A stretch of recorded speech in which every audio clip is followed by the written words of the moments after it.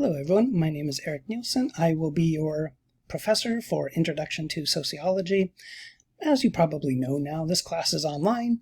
It was always meant to be remotely, but it was just, it took a while for the administration to catch up, and I think it still might be even listed as a specific time. But it won't be. It's an asynchronous class, meaning that I will be uploading the lectures to a button that says Media Gallery, and you will watch them at your own time, and you will talk about them using this discussion platform called Packback, which I will go through. So you will have 3 books to read in this class. You can probably find these books pretty cheap online if you're worried about costs. They aren't textbooks, so they're not nearly as expensive as some classes would have. There is a paper that you'll be working on in this class. The paper will sort of culminate in a final research project. You'll see more about that in a moment. So, as I said, Packback is worth 20% of your grade. You will have to go to the site and purchase it. And I'm sorry to add an extra cost. It's about, I think it's $30 now. But I think it's well worth it. It's a way in which you can engage with your peers and discuss the course material in a forum that I think is much easier to manage than what we see sometimes in Canvas or other learning management systems with their discussion software. So I'll show you that in a moment.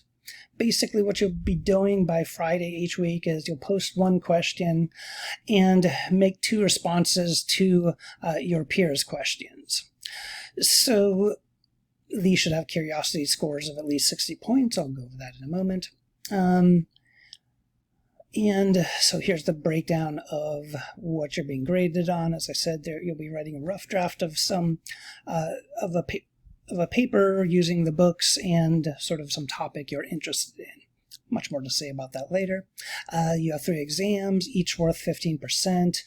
There'll be 40 or 50 questions, multiple choice, and I will have a study guide uploaded about a week before each exam. Okay, I'll let you go through all the cheating stuff. If you are an ODS student, please do contact me if you need any accommodations. I'll be happy to do that.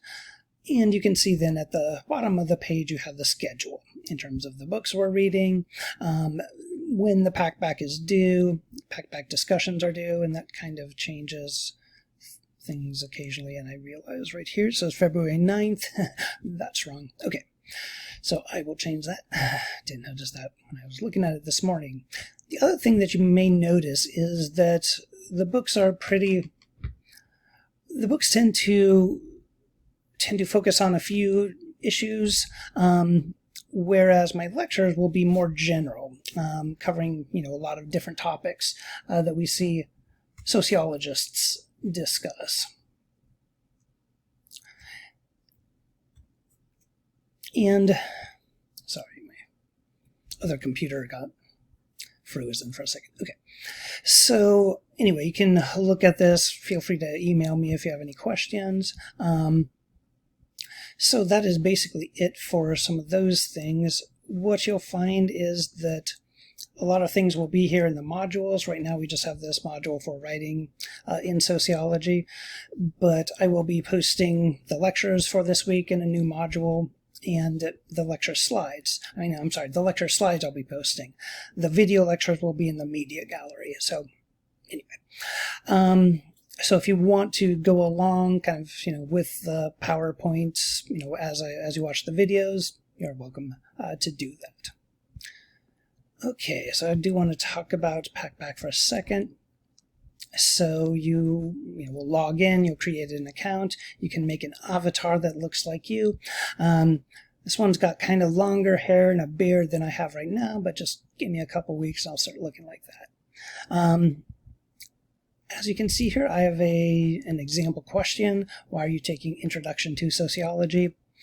So, and I give the explanation that I'm interested in your reasons for taking the course. We'll be talking about how societies function, etc., etc. And I provide a source here. And the source is a link to the American Sociological Association. And say link to their definition of sociology. So you can play around on that if you'd like. But you see, my curiosity points were not at 60. But the question is still fair. At least I'm going to say to myself that it's fair. So basically what happens, these curiosity scores, they don't actually impact your grade necessarily, unless you have just very, very low scores. That's usually indicative of, not taking it seriously. So there's an algorithm that basically sort of does the grading initially, and it does this by looking at how the information is presented. Is it legible? Is it coherent? That sort of thing. Do you have run-on sentences or no sentences, no periods, or something like that? So there's just some basic kind of grammar stuff that it looks at. Credibility. Sometimes the posts. The algorithm will examine whether or not the post contains these citations to defend ideas and arguments. Generally, if you do link to something like I did to the American Sociological Association, that should improve or increase your participation points. I'm sorry, your curiosity score. Okay. And then effort. It can tell whether you've, put some time into it or not, that sort of thing. Now, this isn't only what we rely on. We have myself and other human beings, the TAs, to grade the actual things, the actual discussions. So we use the curiosity scores in the algorithm as sort of a something to aid us, and but we end up looking at all the posts and just making the final decision whether they are appropriate or not. Anyway, it's less confusing than it may seem. So anyway, that's what you'll be doing there, and I am going to just kind of give an introductory lecture now that we've gone through the mechanics of everything. So, introduction to sociology. Obviously, as I said, one of the first things is that we are taking a class outside of class. Hopefully, this kind of lowers the risk of contagious diseases hitting us, particularly COVID. Obviously, hopefully, I'll be back in the classroom next spring. So I'm basically teaching remotely due to family health issues. I also am battling long COVID. It's going better finally, but I did have COVID last year, and it was pretty awful. So anyway, but I'm doing much better, and as I said, I hope to be in the classroom completely next spring. Yeah. Okay. Winter, spring, whatever. Okay. Other things. I think that's it for major announcements and class announcements. Okay, whoa, we're jumping right into the news of the day. You may or may not know that there was sort of a battle in Portland, Oregon last night between Antifa on the one hand, on the far left, and you have Proud Boys and other groups kind of on the far right, and they all basically came ready to fight and battle, and as you can see, they've got shields and weapons, and you've probably been following this over the last couple of years. But evidently last night's fight in Portland between these two, these rival political factions was more violent than anyone before it, and so I think the people of Portland are getting increasingly tired of these battles. I actually did my dissertation research looking at urban development in the suburbs around Portland. I'm very familiar with the city.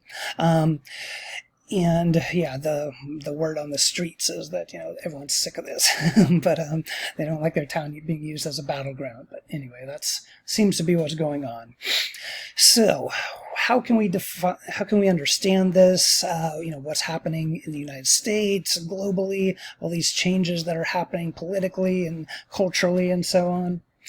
One of the one of the great early sociologists was a guy named Emil Durkheim, who we'll talk about in more detail later. But he had this term that he called anomie. And anomie is a lack of shared norms and values. Nothing binds society together. It's just social despair. And it's different than anarchy. Anarchy is just kind of like chaos, or in its sort of political forms, it's kind of like libertarianism, like a radical libertarianism. Usually when we think of anarchy, we think of chaos, loss of control. So anomie is a bit different. Anomie, there's not necessarily chaos. It's just that everyone's sort of tense, and you can feel this sort of society, people, individuals going in different ways in terms of, what values they have, belief systems, and so on. And so Durkheim made the argument that, norms and values, these are extraordinarily important for social groups, for understanding sociology. Okay, one of the books that you'll be reading, the first one that you'll start reading hopefully ASAP, is Connected: How Your Friends Affect Everything You Feel, Think, and Do. Now, there's another, I think, newer edition that's Connected: The Power of Global Social Networks. And that book is fine. They're both essentially the same in terms of most of the content. So you can get either one if you'd like. As I said, you can find them pretty cheap online. So we'll be talking about this social network analysis. That's kind of the hot newest thing in sociology. We'll get into that more later. Yeah, at Penn State, we kind of specialize in demography, and demography is the study of populations. So looking at adolescent crime rates and looking at elderly, retiree, incomes and that sort of thing. So it's really kind of at the very basis of sociology is just describing what's happening in society, what social groups are out there. So that's the first book we'll read, and I think you'll find it very, very, very interesting. And I'll kind of give a lecture on the first chapter just to kind of make sure that you understand some of the concepts that it discusses. Then the second book that we read in this class is The Coming of Neo-Feudalism, A Warning to the Global Middle Class by Joel Kotkin. So as they say there, basically our society is now turning into a feudal state. So feudalism, which we'll go into great detail on later this week, I believe on Thursday we'll do that. But feudalism was what existed during the medieval period in Europe, and also during the pre-modern era in Japan. And so feudalism is marked by a powerful usually landowning or economic class, some royalty perhaps, and then you have the peasants and serfs, the rest of society. And so Kotkin makes the argument that what we're seeing is a turn from a largely capitalist free market world, in some sense a turn from a socialist world, both of those systems, to this new form of feudalism. That's I think it's a fair diagnosis. You can agree or disagree. Then the final book we'll be reading later on in this semester is also by Nicholas Christakis, who was one of the co-authors of the first book, Connected. His book, Apollo's Arrow, The Profound and Enduring Impact of Coronavirus on the Way We Live, came out in 2020, so it's already a little bit behind in terms of, us already having vaccines. However, it's pretty much still spot on in terms of, the impact on society that we're going to see. And, so he discusses history, and he discusses a lot of the things from the initial outbreak of coronavirus. And, given how eventful the last couple of years have been, you may or may not be familiar with some of this interesting history. So he discusses that as well. So anyway, and again, what we know from the coronavirus and the pandemic in general is that we've seen some of these inequalities that existed in society just become even wider. And so again, this is all going to that idea of, neo-feudalism, that we're seeing a new class emerge that's different than the sort of entrepreneurial class and so on, that's closer to a European aristocracy perhaps than, the United States of the last century or so. And this isn't just happening in the United States. This is happening globally, but we do see it. There is a lot of rebellious movements against global international capital, among many other things. And so we're living in a time of revolution. I mean, there's or civil war or something like this, not just in the United States, but really across the world. And, we'll kind of talk about this in more detail. Hold on, I've got a cat I've got to attend to.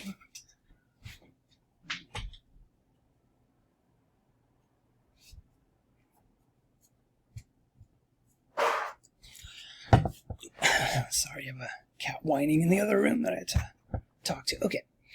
Other announcements before we jump into everything. So I just wanted to mention that if you want to be part of the Penn State Sociology Club, you can contact me. I will be advisor for a little while longer before handing it to someone else.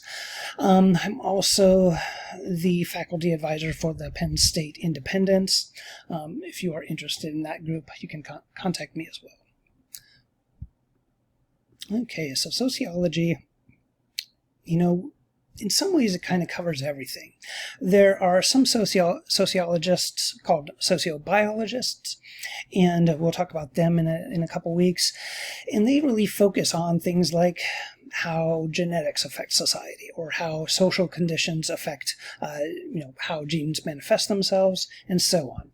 A lot of exciting work happening in social neuroscience, and we're learning more and more about the body and about how different parts of the body impact our identities, how we view the world, and a whole range of other things. So for a long time, sociology didn't really get into this stuff.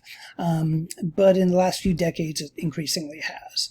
And then these social networks, you'll see a lot of these circles with lines connecting them. Those are how we sort of map social networks mathematically. And again, we'll get into that more later. I won't ask you to do that. Okay. So really what we are interested in this first, intro to sociology class is we're interested in how these range of different aspects, institutions in our society impact individual identity.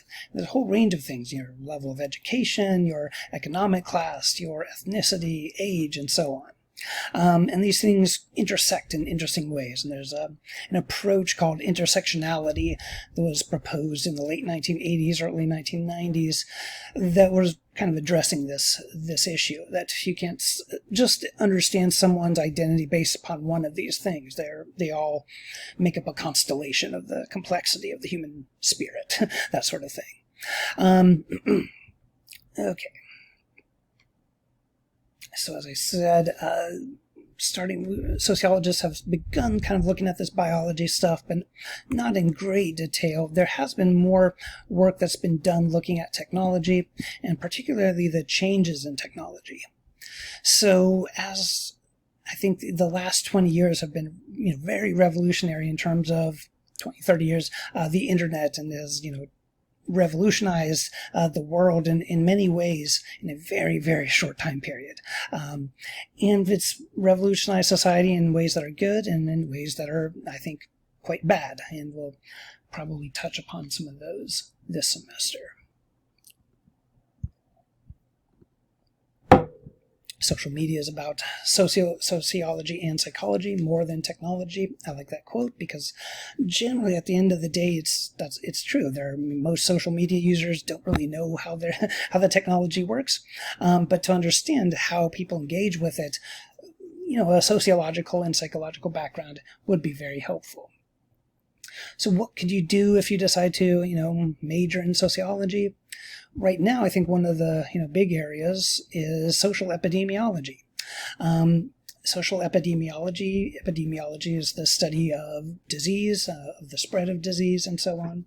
And so social epidemiology looks at the social aspects. And, there's sort of this understanding that, you can't really understand epidemiology without understanding it from a social perspective.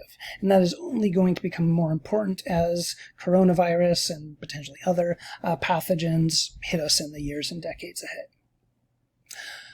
Other areas that are promising for people with a bachelor's in sociology, social workers.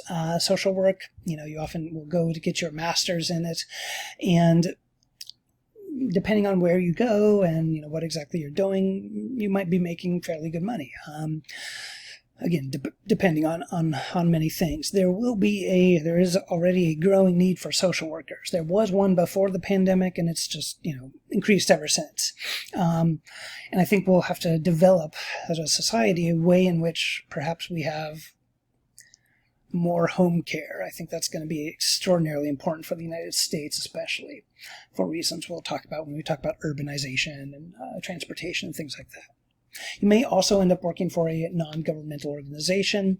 This would be like the Sierra Club, the Audubon Society, Oxfam, UNICEF, these sort of organizations that are often charity organizations or foundations that try to right social wrongs that governments and companies, businesses are either not able to or unwilling to address.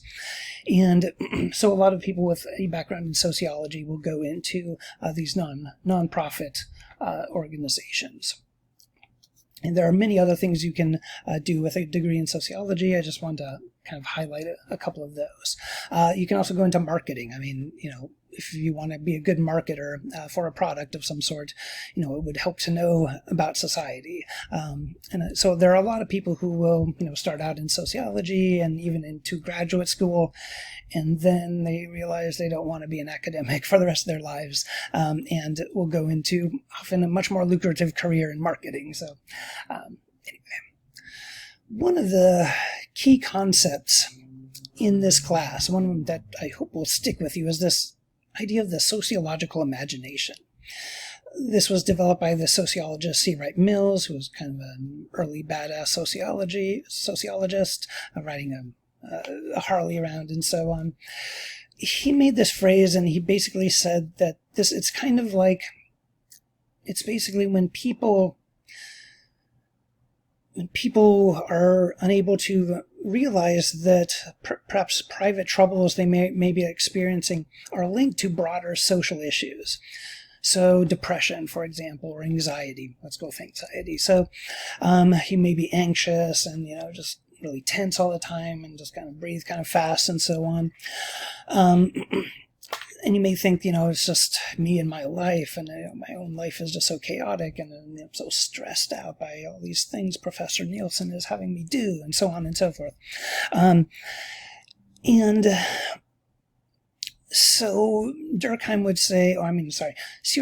Wright Mills would say that, he would look at society more broadly and, would maybe recognize in a survey or something that a lot of people who are in college right now are very anxious about the job prospects, about catching coronavirus, about climate change, among many, many other issues that we're dealing with as a society.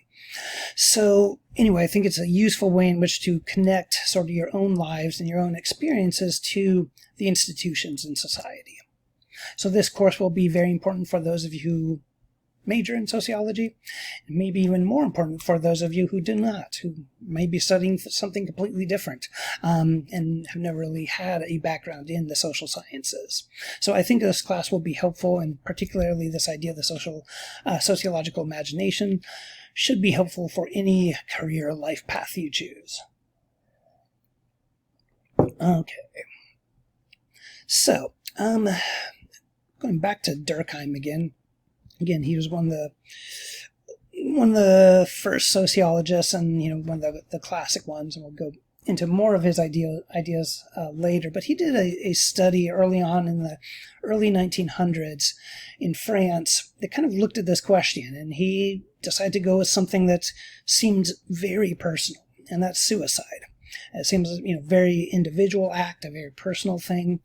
And he wanted to know, were there any social trends here? Was there suicide more prevalent in some parts of France or in some industries, and so on and so forth?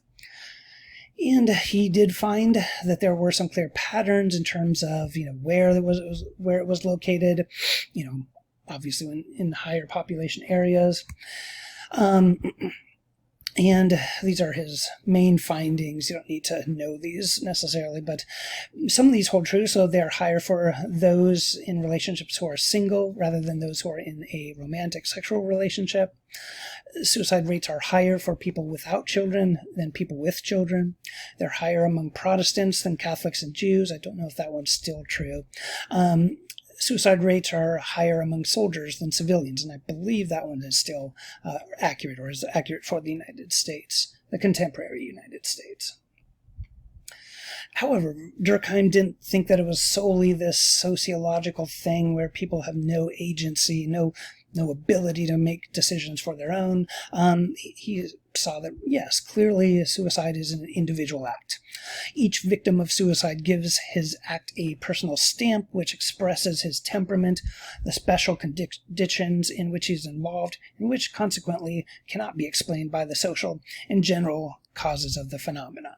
So this pertains to the wealthy, well-off person who commits suicide because their company went bust or something like this. So he was very aware that at the end of the day, it is still an individual act, but that often happens in conjunction with many other individual acts, resulting in trends in suicides. And if you look at suicide rates now, we're looking at, this is a total per 100,000 persons back in 2012. I like this one because it compares a few countries. You've got Turkey, Greece, Mexico, Italy, pretty low suicide rates, much higher for Belgium. Japan's always, at least during my life, has always had pretty high suicide rates. Hungary and then South Korea has some of the highest suicide rates. Now, that's very interesting about South Korea, because South Korea also in international surveys, at least up until a few years ago, I haven't looked in the last couple of years, but at least until a few years ago, they were one of the happiest people on the planet, or at least would rank themselves very, very happy. But then we see this high suicide rate. Breaking it down even more in South Korea, what is it by age? And you can see the elderly. It's a very high percentage of the suicides are happening amongst the elderly population. Same with China, pretty much everywhere. Not Japan, but almost everywhere. And that may say something then about, perhaps South Korea needs to maybe invest or put more into their elderly care services. I know China is working on this because 1 out of 4 people in China are over the age of 65. That's going to be a huge drag on their economic growth. Likewise, in the United States and Europe, when we talk about population later, we'll get into this in a lot of detail, but basically we're going to have a lot of old people living in the northern parts of the world and younger people in the more southern parts. Now, looking at in the United States, looking at suicide rates, you can see that they start rising in the 1950s, 1960s, 70s. It kind of seemed to have a kind of peak in 1990. And there's a lot of things that change in 1990 that we'll talk about later, like crime rates and stuff. And since then, it's basically been fairly steady. There's conflicting information about the suicide rates during the pandemic. From my understanding now is that there haven't been as many suicides as were projected. So that's good, I suppose. But still, there's been a number, too high a number. And you can see that for many countries, though, it's been going down. You see that across the European countries, the trend has basically been downward over the last 40 years or so. The United States has been basically steady or slowly going up, and it's actually has been going up for some time. When you look at it in terms of age-adjusted mortality rates among people in basically the Middle Ages, beginning their elderly second half of life or whatever, you see here that this is comparing basically France, UK, Canada, again, a number of European countries, and then looking at white non-Hispanic Americans, looking at white Americans. And because that's where we see a lot of the suicide rates happening. You see that has actually been going up. If you were to look at the entire population, it would be down a little bit because you don't have as many suicides in the Latino and Black communities among others. Asian communities, for example, in the United States tend to be lower, but the suicides are happening so frequently among white Americans that they still would keep that line pretty high. When we look at all causes of death by race and ethnicity among people that are sort of entering the second half elderly life, who are in their 50s and so on, again, you see some trends here that looking at white people in general, it actually tends to be pretty low in terms of causes of death. However, it tends... Whoops. Okay. Whoa, where'd that go? Here we go. Okay. So, but you see for whites who have high school degree or less, you have a lot of deaths happening, at least among this age group. But it's really kind of that case for a lot of people, a lot of the white population since the last 30, 40 years or so. Okay, then we can also break it down even more and look at it geographically. And we could do it by gender too, and use GIS, Geographic Information Systems, to, not only figure out, what the percentages are, but okay, where are these people located? And so blue means low suicide rates. If you have red, the more red it gets, that means higher suicide rates. So you can see that basically, and the number of men or women down here, suicides per 100,000. And you see for women, it tends to be lower, around 10 per 100,000. Among men, it tends to be higher, 20, 30 perhaps. 30 and so on, going all the way out to 40 and more. So much greater suicide rate amongst men than women. To look at that map a little bit more closely, why is it that some areas, especially out west, are so red? That's where you see some of the highest rates of suicide. Why would that be? I'll let you think about that for a moment. Sometimes people will say isolation, cultural isolation perhaps, physical isolation, if you're living in Nevada and it's not Reno or Las Vegas, perhaps you're just pretty much on your own in the desert or don't have a lot of social connection and so on. So that's one reason often given. It's a good reason, but it's not the whole story. We still see it happening in rural areas where, you are closer to larger metropolitan areas. What other things would make it happen in a rural area? Lack of perhaps medical services, mental health care. Those are also good choices, if you were to say those.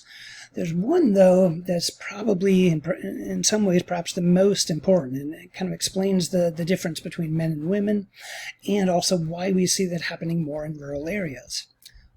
It's because rural areas are where people are more likely to own a gun than in suburban or inner city areas. So what that means is that it's very easy to end your own life if you have a firearm. And we know that men are more likely to do things like shoot themselves or jump off a building and successfully attempt suicide more than women. I believe that women still make more attempts but are less successful or not successful, or more likely to do things like take pills, cutting, that sort of thing. Not the if you shoot yourself in the head, you're pretty much done. Most people are. So anyway, again, kind of looking at Durkheim, think about Durkheim and the sociological imagination. Okay, we can look at suicide fatalities, not only by geographic area, but we can also think about things like age and time. So looking at Utah, so remember in the last slide, Utah was pretty much all red, fairly high suicide rate. You find, okay, so you find here this is the total for the U.S. Again, suicide fatalities per 100,000 people age 14 to 19, so high school age. And you see that for Utah, it starts out already a bit higher, and then really just takes off starting in 2013. I'm not quite sure what happened in Utah that year that would cause a leap like that, but it's quite substantial.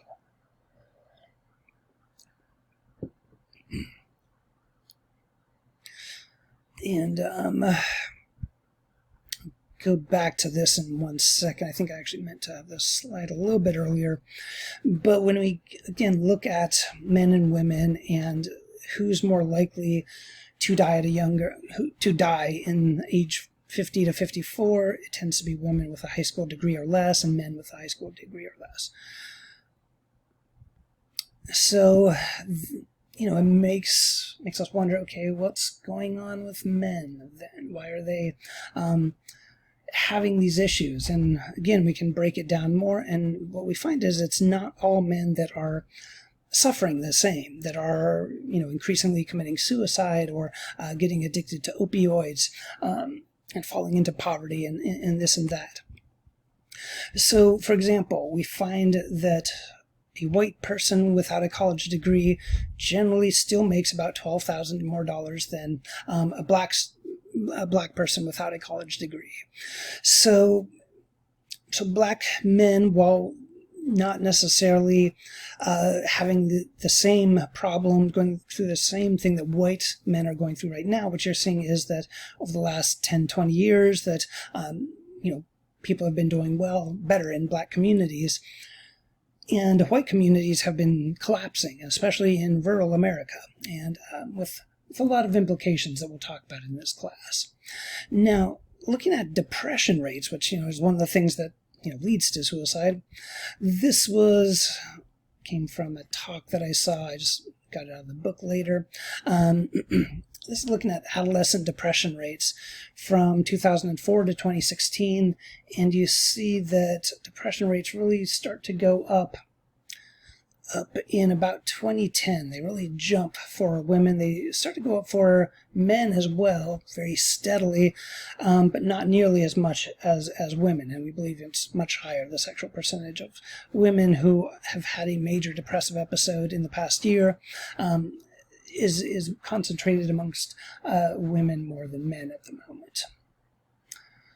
So what's going on there? What happened around 2010 that led to this rise, 2010, 2011, that led to this rise in depression among women and depression among young men as well?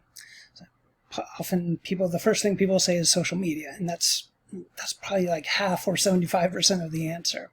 But social media has been around for a long time. It predates the social media companies that we're perhaps familiar with today.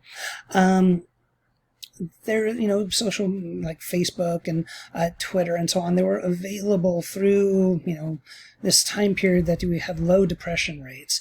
But there's something that happens right about here that's really important.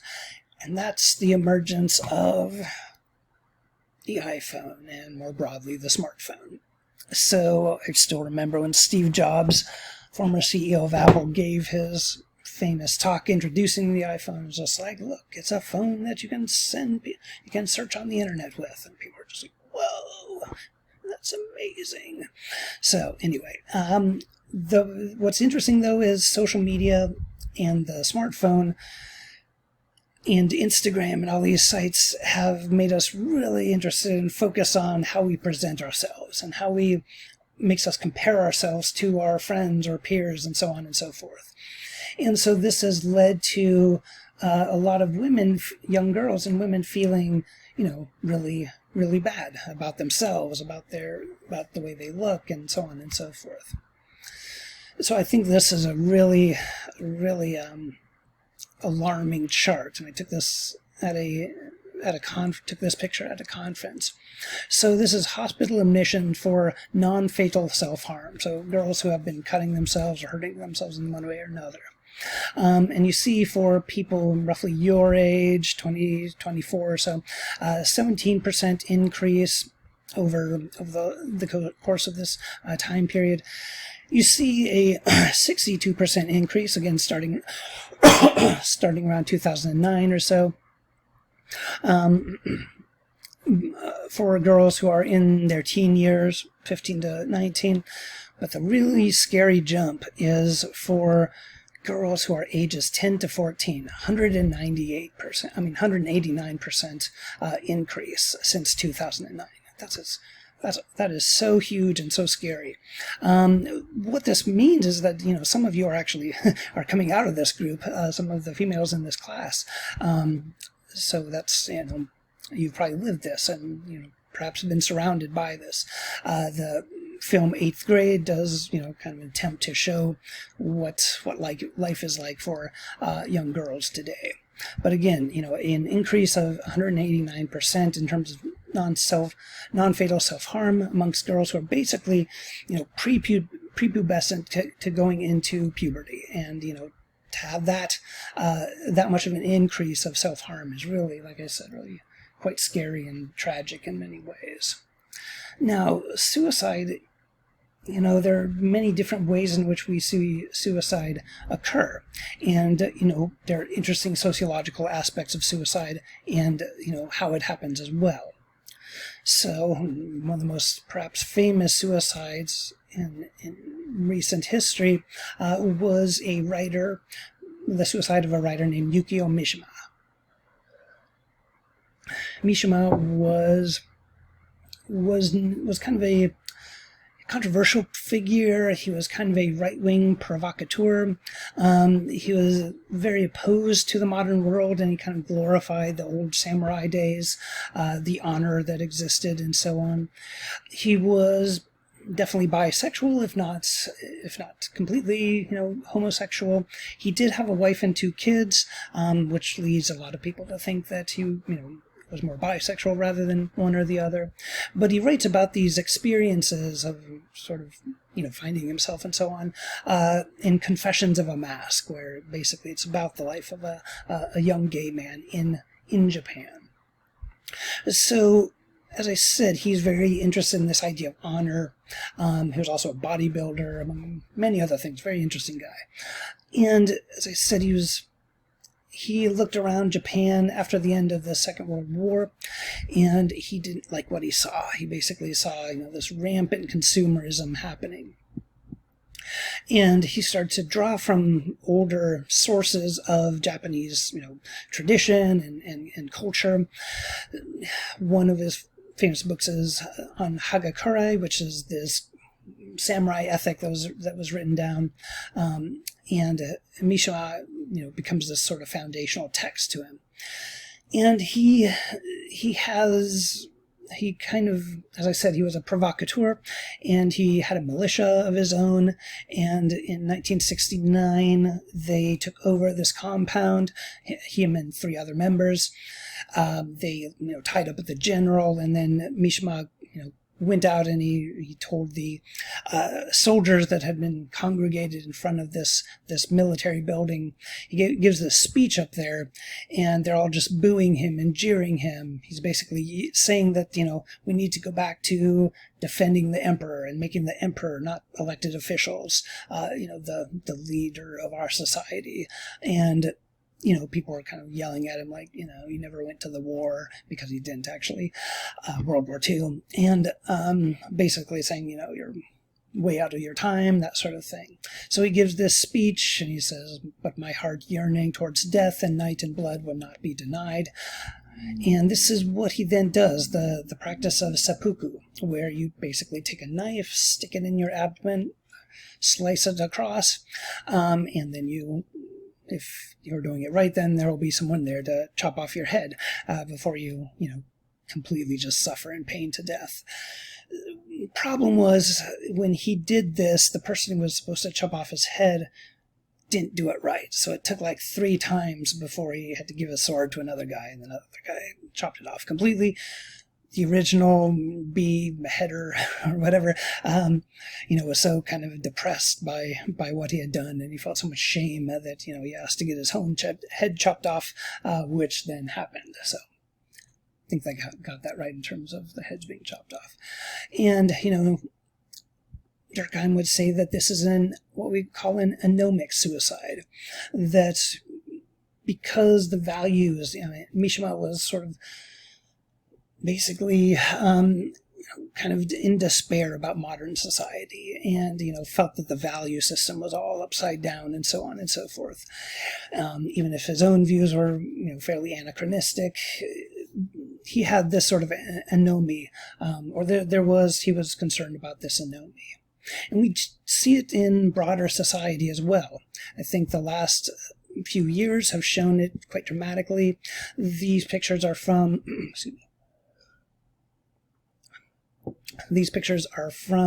some of the protests and so on back in the summer of 2020, where you saw the protesters who were just sitting around, attacked and gassed and so on by police. They weren't actually engaged in any active protesting. Most of them were sitting down, and you saw these military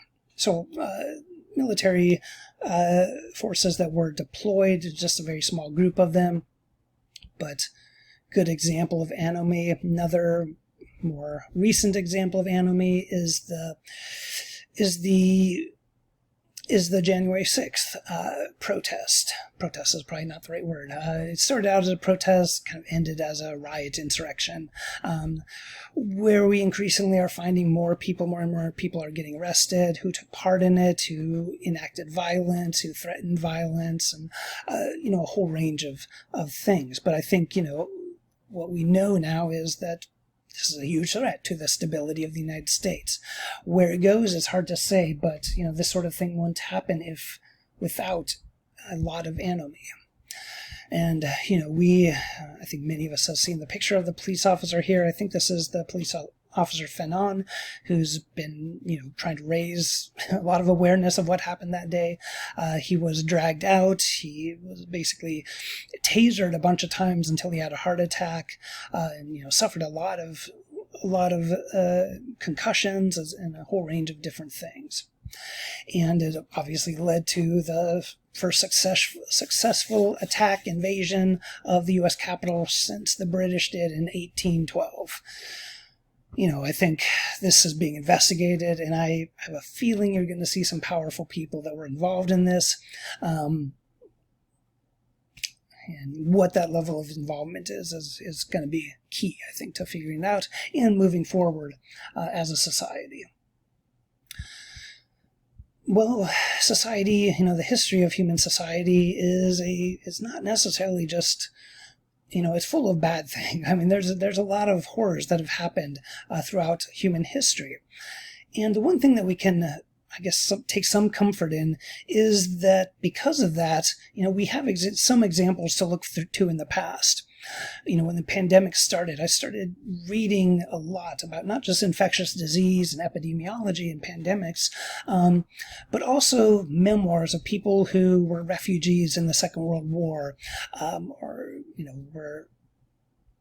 like Anne Frank's diary. I started reading things like that. Basically, I wanted to get perspectives from people who had lived through some of these incredibly chaotic and traumatic events. I mean, one way to think about the world that we live in now is to think about it this way. Not since the Second World War have there been so many different people in so many different places, all traumatized at the same time. This is really fundamentally different than anything that's happened to everyone on the planet since the Second World War, where you had, almost everyone affected in one way or another. In some ways, coronavirus affects a broader population than those wars did. Although we may see more wars in the coming years ahead. So yeah, kind of a bleak future ahead of us. That's a picture of California there. No.